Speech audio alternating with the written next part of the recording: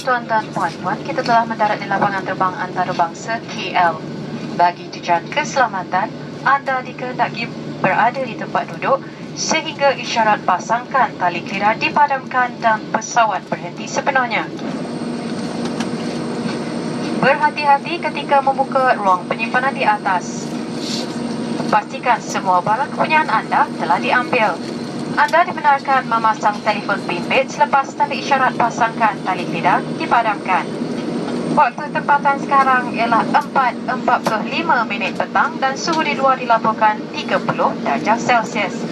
Kepada pelawat, kami ucapkan selamat datang ke Malaysia dan kepada warga negara selamat pulang ke tanah air. Kepada penumpang yang akan meneruskan perjalanan ke destinasi yang seterusnya, anda dinasihatkan untuk mendapatkan maklumat terkini berkaitan pintu berlepas di skrin paparan maklumat penerbangan yang berada di sekitar terminal. Semua penumpang dikehendaki berada di pintu berlepas 20 minit sebelum waktu pelepasan. Kegagalan berbuat demikian